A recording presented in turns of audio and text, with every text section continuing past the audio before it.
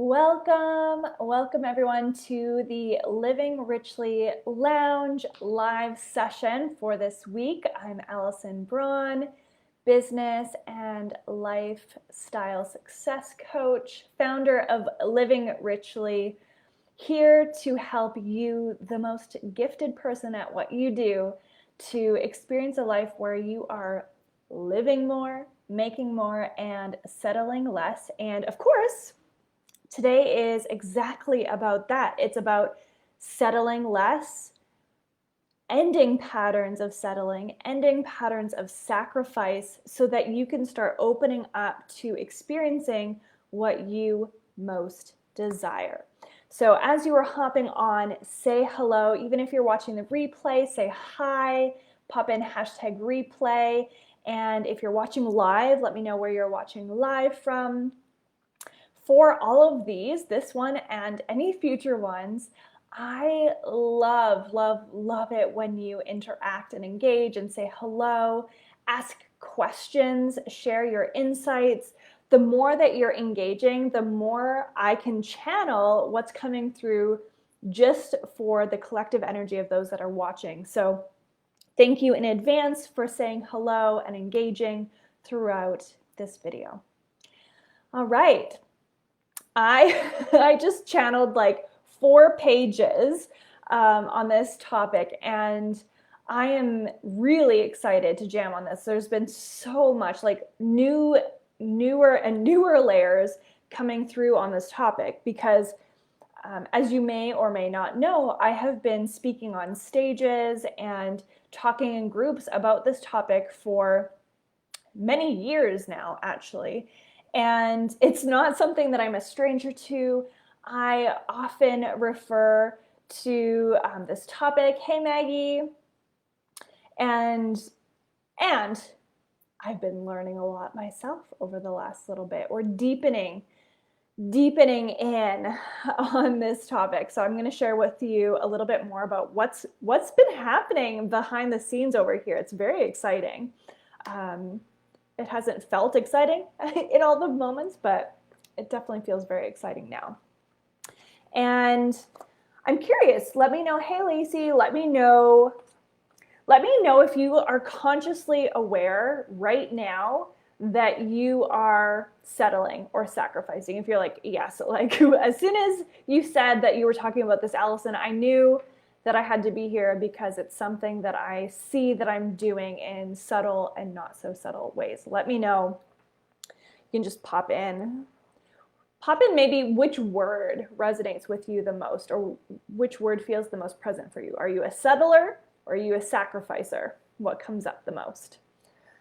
So we're going to start off by talking a little bit about what each of these things is. What is sacrifice? What does it look like? What is settling? What does that look like? They seem pretty common, but there's nuances here. There's, nuances. Someone was asking earlier around like, okay, like, is all sacrifice bad? And like, can I be sacrificing one area but not in the other area? Sacrificer, yes, okay. So let's talk about sacrifice first. I believe that there are 2 types of sacrifice. So there's not just, sacrifice across the board. There is sacred sacrifice.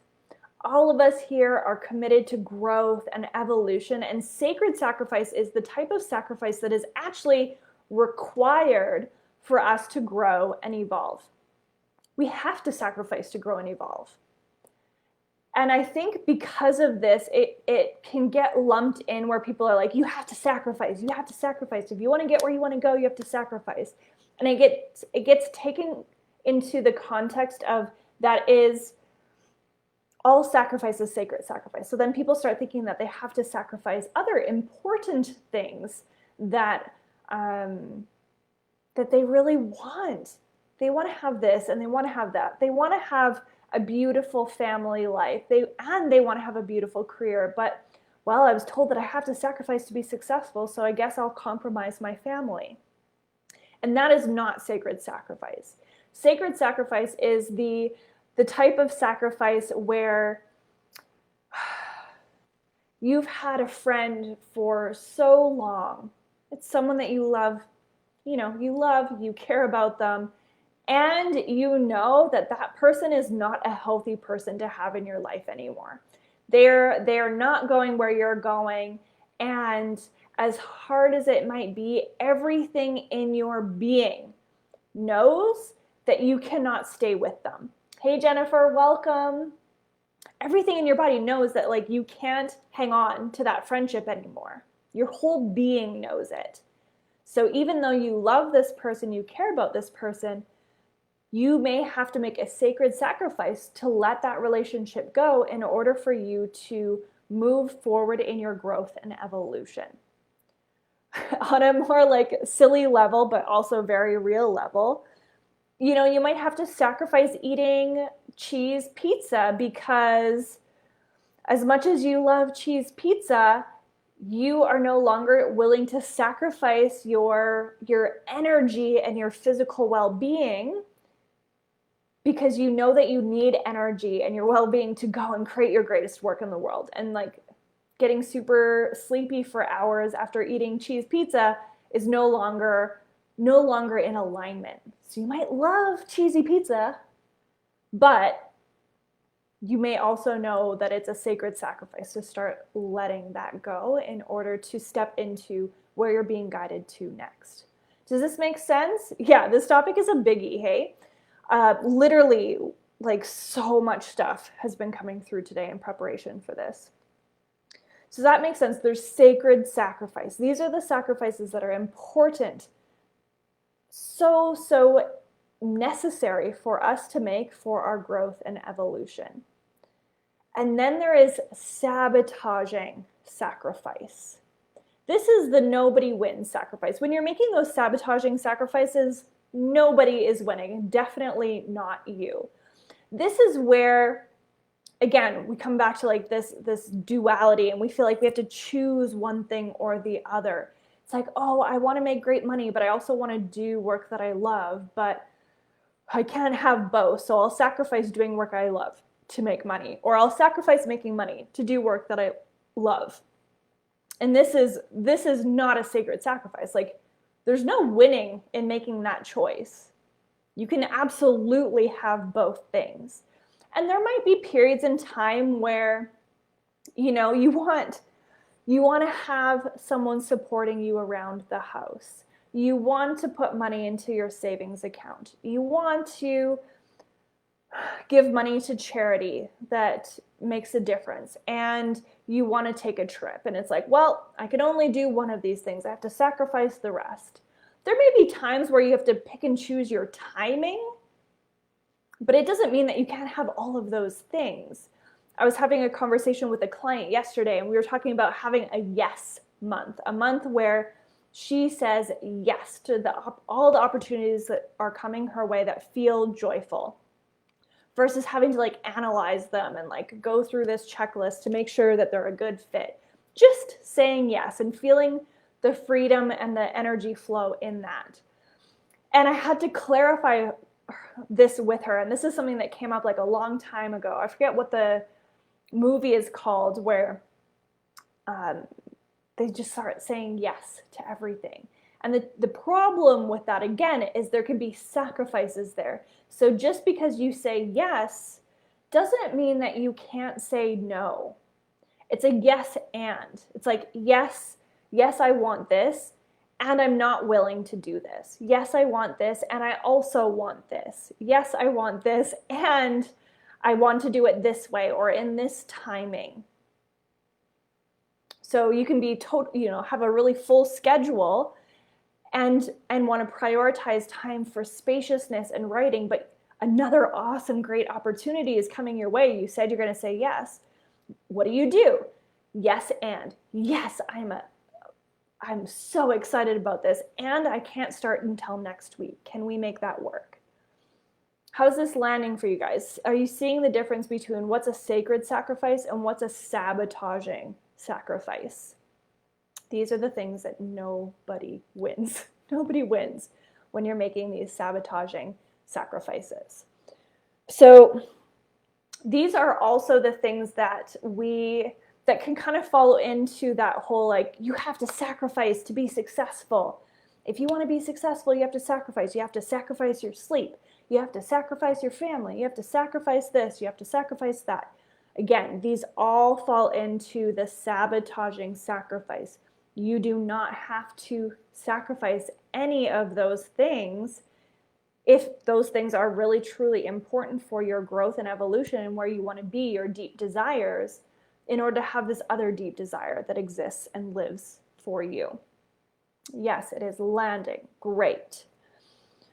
Okay. And then settling. Let's talk a little bit about settling as well.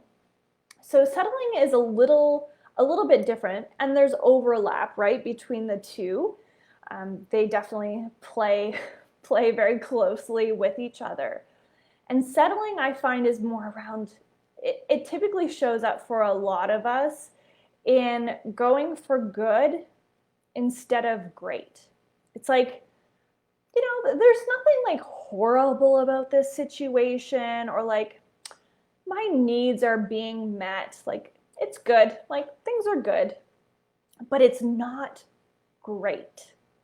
It's not mind-blowingly, like, heart-expanding, goosebump-giving, amazing, great.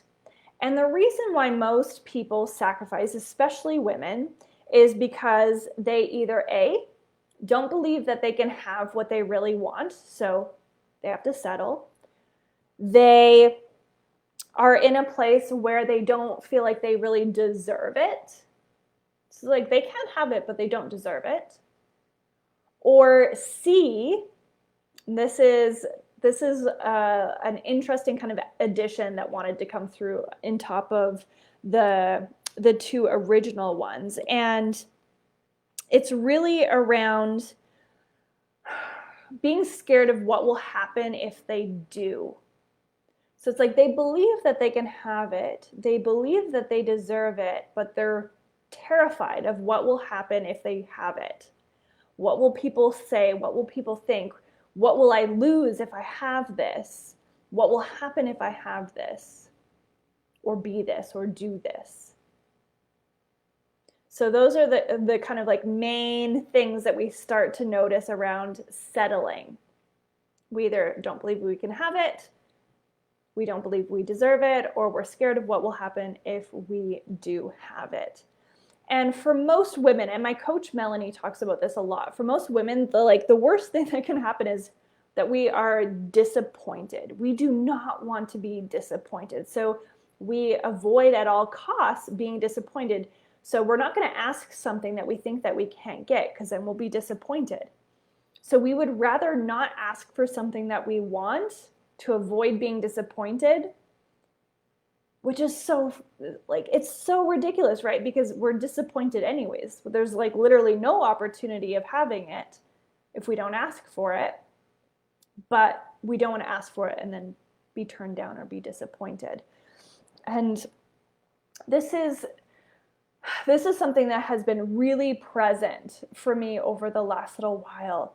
Last week, I was face down in a massage table in a session, receiving some energy work. And I was sobbing, like, like your whole body's kind of shaking, sobbing. I was grieving a lifetime of saying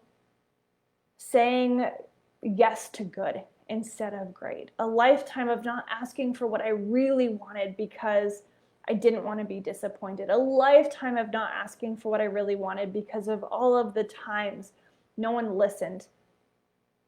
All of the times when someone blatantly disregarded my request, ignored me.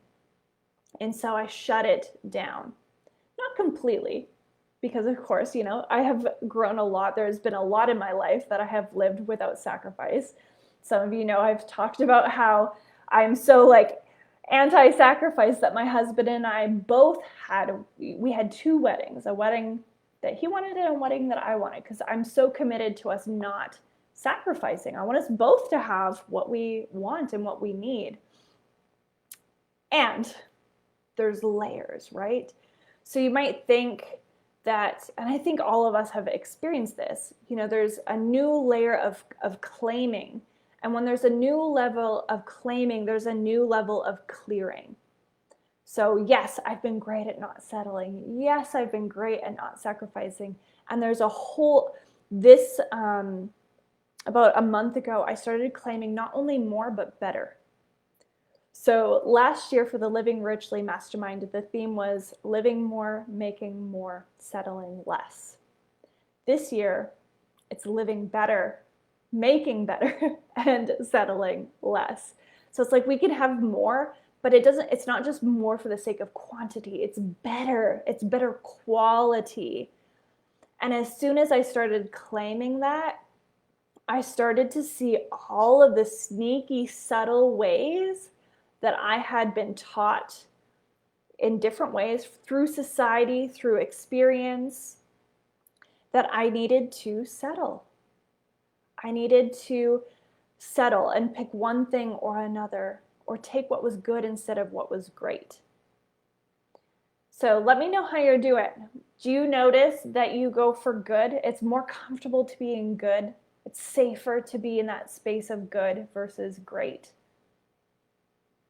It feels a little bit edgier, right? To go for great. There's more room for error. There's more room for falling back. But it's great. There's room for greatness here. There's room for everything that we've ever desired to actually come true, to receive even more than what we wanted, more than what we thought we could have. And it's a beautiful place to be. So I was laying on this table, heaving and crying, these deep sobs, these deep tears, because of all of these times where I thought, someone didn't listen to my yes. Someone ignored my yes. Someone ignored my request. Someone ignored my desire. My desire was turned down, and I felt anywhere from disappointed to actually hurt or traumatized. And so in my life, there was all of these little things where it's like, oh, okay, great. I can't ask for any more than this. I cannot ask for any more than this. Have you guys heard of the saying, it doesn't get any better than this? That was a saying that I have heard myself say. It doesn't get any better than this. Oh my gosh. So good. So good. Not great. Doesn't get any better than this. But what if it gets better than this? What if we can have even more? What if we can have the person on our team that goes above and beyond? I just hired a new house manager, and it's like I started making the Google Doc of all of the things, and I was like, oh, preparing food is one of the big things, the big parts of this role. And as soon as I hired this person, sent her the Google Doc, she sent me the next week's recipes or meals that she's going to make with a grocery list. I didn't even ask for it yet, and she sent it to me, and it was just my whole body, my shoulders dropped, my head kind of went back. It was just oh, it's so good. I didn't even have to ask for it. And this isn't about expectation. This isn't about I'm not gonna say exactly what I want. It's about being, and it's also not being controlling and I want all of these things in this way, and being holding and grasping tightly to it. It's just about being clear and direct. I want this, this, and this. And I love it when people pay attention to details and go above and beyond, and then seeing what happens in that space. So we can set other people around us up to succeed in serving us in different ways, right? We can set other people up to provide us with better. And it really starts with us having a standard, having again, not an expectation, not a sense of entitlement. It's just this is my standard. This is my requirement. No judgment. If you can't handle it, if you can't kick it over here, no problem. No judgment. And this is what I require. This is the standard. I'm not letting anything into my space that is not of this standard. So the first thing is really getting very clear, very, very clear and direct on what your desire actually is. Not the desire that you think that you should have, not the desire that Susie over here has. What is your deep, true, honest desire? There's so many times where I hear clients say, like, I just want more clients, but I'm so full. It's like, do you actually want more clients? Because it sounds like you feel like you're at capacity right now. Do you actually want more space? Oh, yes, but I want to make more money, so I have to take on more clients. It sounds like you want to have more money and more spaciousness. Oh, yeah, I really want more money and more spaciousness. Okay, like we can work with that, but let's not just talk about more clients when that's not what you really want. So we want to take note of the desires that come through and then explore them. Why do you really want that? Not that you need a reason, but let's explore to make sure that you're not clinging on to desires that aren't actually really your true desires. It's easy for society. It's easy for the people around us to kind of seep in, to see other things and like, oh, that seems nice. Maybe I want that too, because we don't know what we really want. So if you just start getting more and more clear and honest with what you really want, you can be more direct about it. And when you can be more direct about it, you can make the decision that that is the new standard. That is what you require now. So you set the standard. You decide, I can have this. I am worthy of this. Great things are going to happen when this happens. Even better things are going to happen when this happens. And that's not the waiting until when, like when this happens, then I'll do this. It's more of the like, instead of, well, when this happens, bad things are, if I get this, then bad things will happen. Then it'll all fall apart or I'll lose it all. It's like, oh, the great gets even better. The better gets even better. The more I make, the more I make. It's like, what's a positive statement that you can be saying instead of like, I'm scared of what will happen if I experience what I really want. So we create a new affirmation for it. So you clarify, you claim, you decide, and you surround yourself with people who aren't going to be like, really? You think that you can have all of that? Oh my gosh, who does she think that she is, that she can be all of that? Surround yourself with people who celebrate you, who honor you, who encourage you, who cheer you on to have all of these desires. And they remind you consistently over and over and over again that you can have them. You are worthy of them. Great things will happen when great things happen. Yes, my time is not less important than my money. Abundance in both. Abundance begets abundance in all areas of my life. Yes, Jennifer. Yeah, it's like, I think a big kind of underlying theme that I'm noticing in both settling and sacrifice and in the personal growth realm. I have caught myself in this. This is something that I'm really consistently catching myself in and making sure that I'm doing the work to clear this pattern out. And it's this idea of like, okay, who do I want to be? Okay, I want to be this person over here. What are her qualities? She has all of these qualities and like, she doesn't do these things. And it's like this idea again of like this, but not that. What if it's both?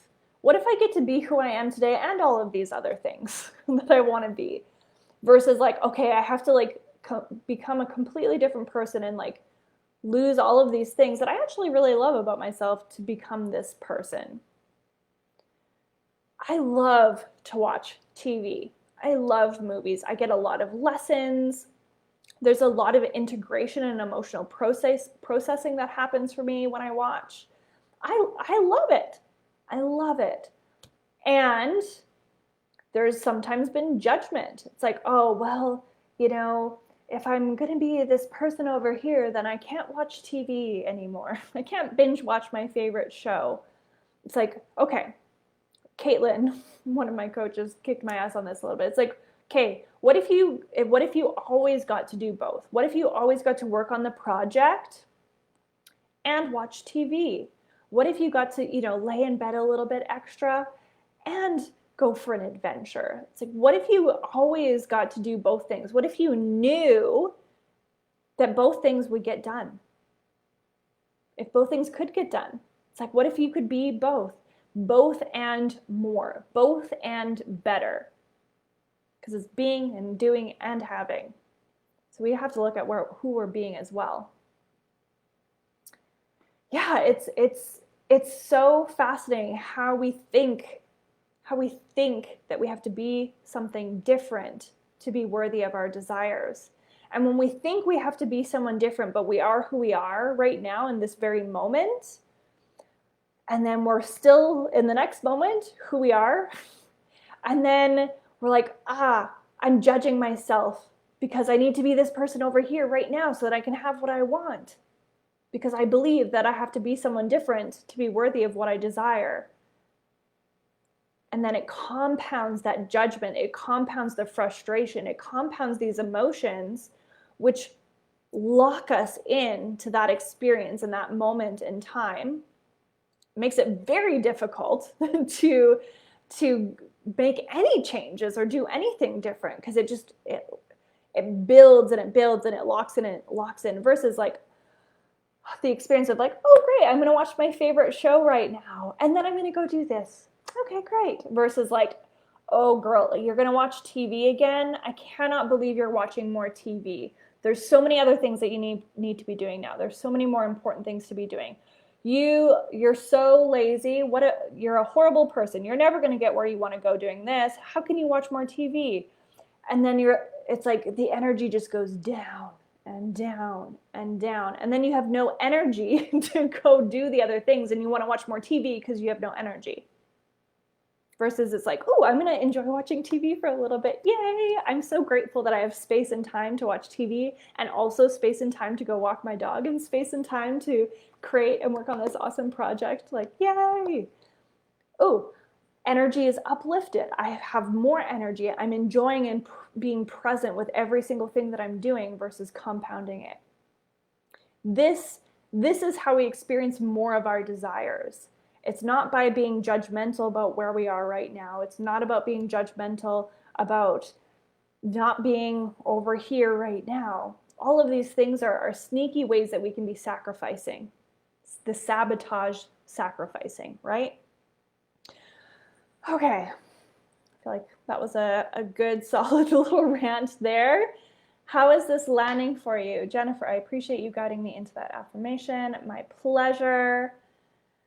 Yeah, any questions coming up? Any questions about sacrifice, settling, experiencing the desires that you want? And if you're watching the recording, that's fine. Still ask your question. Just tag me so that I can make sure that I can see it and come back and answer it for you.